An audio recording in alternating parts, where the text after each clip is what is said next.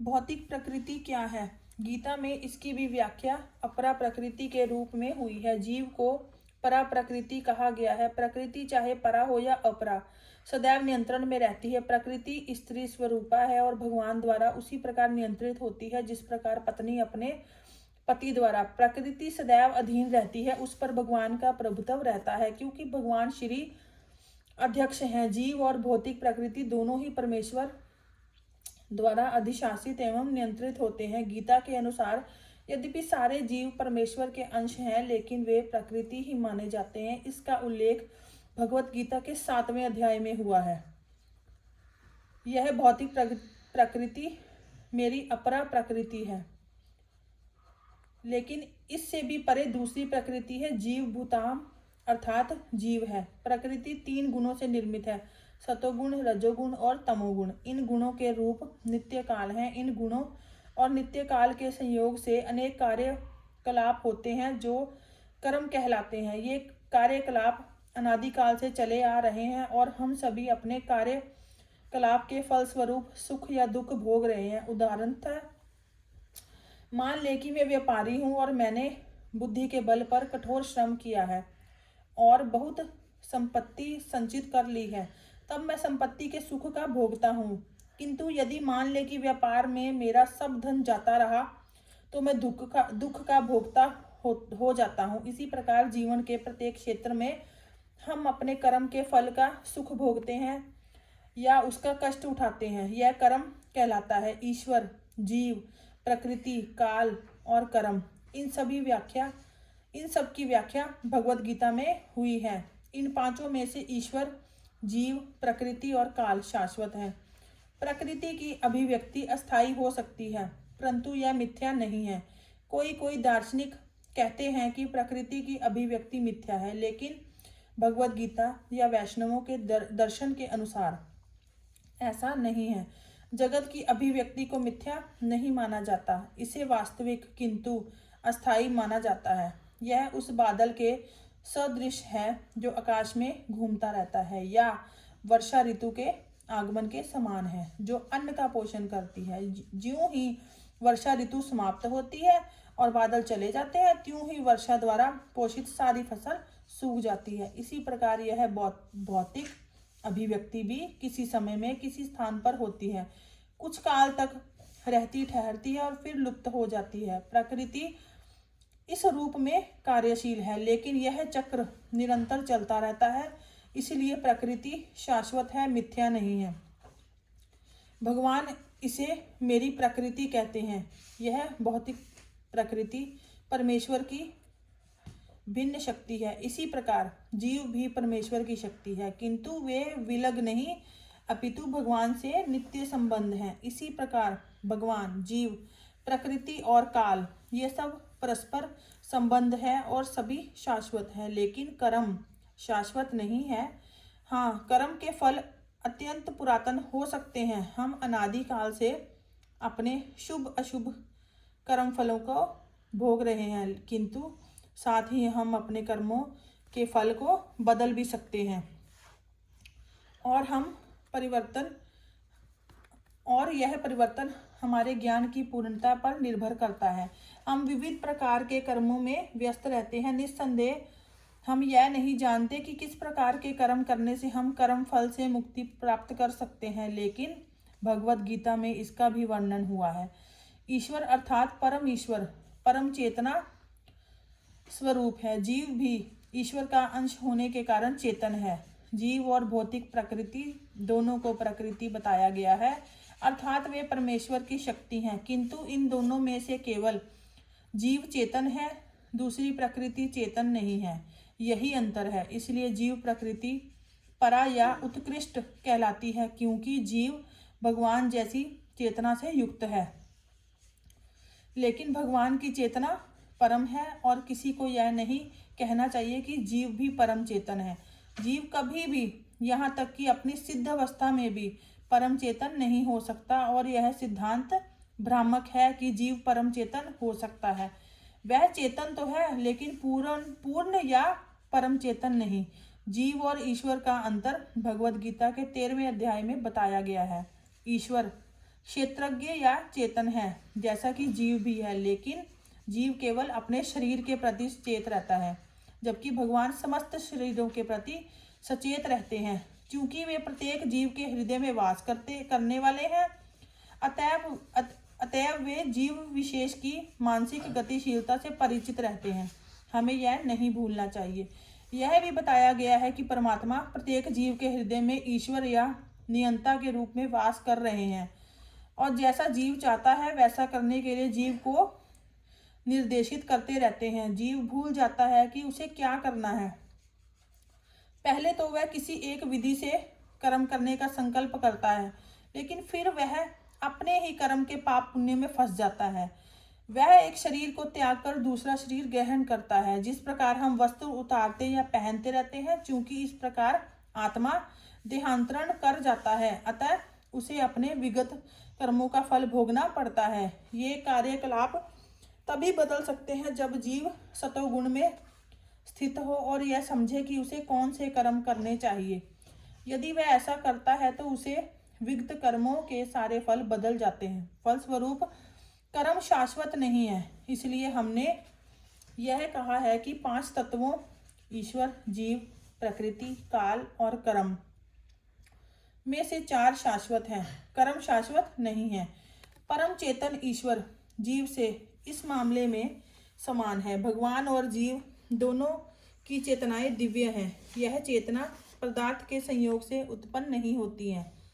ऐसा सोचना भ्रांति मूलक है। भगवद गीता इस सिद्धांत को स्वीकार नहीं करती कि चेतना भौतिक संयोग की किन्हीं परिस्थितियों में उत्पन्न होती है। यह चेतना भौतिक परिस्थितियों के आवरण के कारण विकृत रूप से प्रतिबंधित हो सकती है। जिस प्रकार रंगीन कांच से परावर्तित प्रकाश उसी रंग का प्रतीत होता है, किंतु भगवान की चेतना भौतिकता से प्रभावित नहीं होती है। भगवान कहते हैं मध्याय क्षीण प्रकृति। जब वे इस भौतिक विश्व में अवतरित होते हैं तो उनकी चेतना पर भौतिक प्रभाव नहीं पड़ता। यदि वे इस प्रकार प्रभावित होते तो दिव्य विषयों के संबंध में उस तरह बोलने के अधिकारी ना होते, जैसा कि भगवद गीता में बोलते हैं। भौतिक कलमश ग्रस्त चेतना से मुक्त हुए बिना कोई दिव्य जगत के विषय में कुछ नहीं कह सकता। अतः भगवान भौतिक दृष्टि से कलुषित नहीं है। भगवद गीता तो शिक्षा देती है कि हमें इस कलुषित चेतना को शुद्ध करना है। शुद्ध चेतना होने पर हमारे सारे कर्म ईश्वर की इच्छा अनुसार होने लगेंगे और इससे हम सुखी भी हो सकेंगे। परंतु इसका अर्थ यह नहीं है कि हमें अपने सारे कार्य बंद कर देने चाहिए, अपितु हमें अपने कर्मों को शुद्ध करना चाहिए, और शुद्ध कर्म भक्ति कहलाते हैं। भक्ति में कर्म सामान्य कर्म प्रतीत होते हैं, किंतु वे कलुषित नहीं होते। एक अज्ञानी व्यक्ति भक्त को सामान्य व्यक्ति की भांति कर्म करते देखता है, किंतु ऐसा मूर्ख यह नहीं समझता कि भक्त या भगवान के कर्म अशुद्ध चेतना या पदार्थ से कलुषित नहीं होते, वे त्रिगुणातीत होते हैं। जो भी हो, हमें यह जान लेना चाहिए कि अभी हमारी चेतना कलुषित है। जब तक हम भौतिक दृष्टि से कलुषित होते हैं तो हम बद्ध कहलाते हैं। मिथ्या चेतना या प्राकट्य इसीलिए होता है कि हम अपने आप को प्रकृति का प्रतिफल मान बैठते हैं। यह मिथ्या अहंकार कहलाता है। जो व्यक्ति देहात्म बुद्धि में लीन रहता है वह अपनी स्थिति को नहीं समझ पाता। भगवद गीता का प्रवचन देहात्म बुद्धि से मनुष्य को मुक्त करने के लिए ही हुआ था, और भगवान से यह सूचना प्राप्त करने के लिए ही अर्जुन ने अपने आप को इस अवस्था में उपस्थित किया था।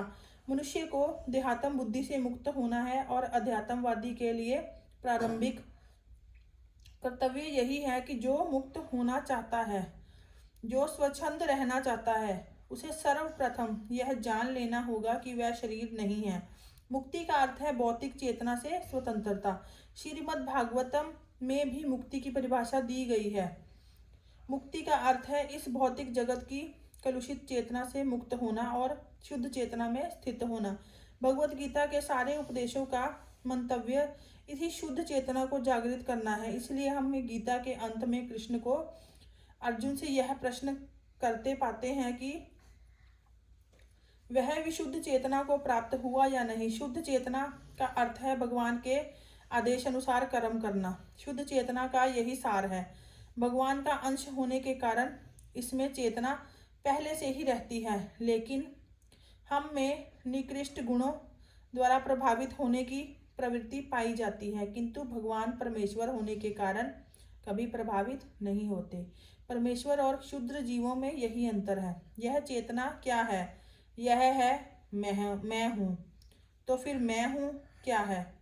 कलुषित चेतना में मैं हूँ का अर्थ है कि मैं सर्वा हूँ, मैं ही भोगता हूँ। यह संसार चलायमान है, क्योंकि प्रत्येक जीव यही सोचता है कि वही इस भौतिक जगत का स्वामी और सत्रष्टा है। भौतिक चेतना के दो अनुमेय विभाग हैं। एक के अनुसार मैं ही सृष्टा हूँ और दूसरे के अनुसार मैं ही भोगता हूँ, लेकिन वास्तव में परमेश्वर सृष्टा और भोक्ता दोनों हैं, और परमेश्वर का अंश होने के कारण जीव ना तो सृष्टा है ना ही भोक्ता।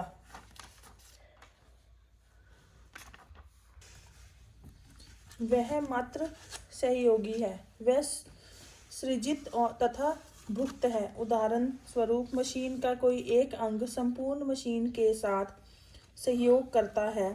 इसी प्रकार शरीर का कोई एक अंग पूरे शरीर के साथ सहयोग करता है। हाथ, पांव, आंखें आदि शरीर के अंग हैं, लेकिन ये वास्तविक भोक्ता नहीं है। भोक्ता तो उदर है। पांव चलते हैं, हाथ भोजन देते हैं, दांत चबाते हैं, और शरीर के सारे अंग उदर को तुष्ट करने में लगे रहते हैं, क्योंकि उदर ही प्रधान कारक है जो शरीर रूपी संगठन का पोषण करता है।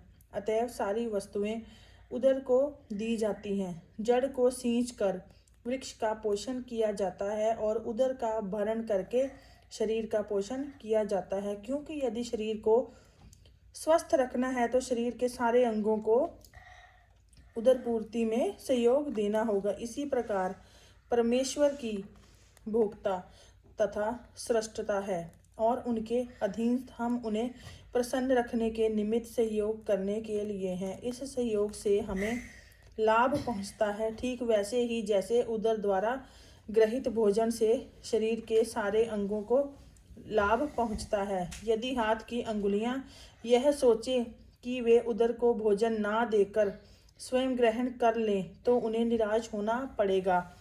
सृजन और भोग के केंद्र बिंदु परमेश्वर हैं और सारे जीव उनके सहयोगी हैं।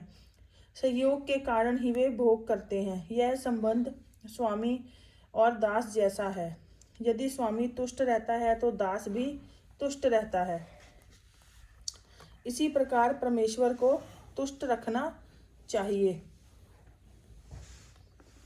यद्यपि जीवों में भी सतृष्टा बनने और भौतिक जगत का भोग करने की प्रवृत्ति होती है, क्योंकि इस दृश्य जगत के सृष्टा परमेश्वर में ये प्रवृत्तियां हैं। अतएव भगवत गीता में हम पाएंगे कि भगवान ही पूर्ण है, जिनमें परम नियंता, नियंत्रित जीव, दृश्य जगत, शाश्वत काल और कर्म सहित है, और इन सब की व्याख्या इसके मूल पाठ में दी गई है। ये सब मिलकर परम पूर्ण का निर्माण करते हैं और यही परम पूर्ण परम ब्रह्म या परम सत्य कहलाता है।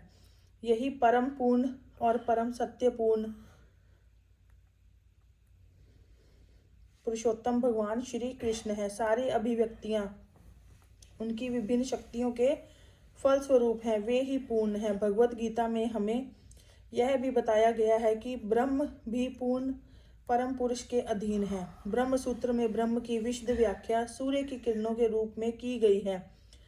निर्विशेष ब्रह्म भगवान का प्रभामय किरण समूह है।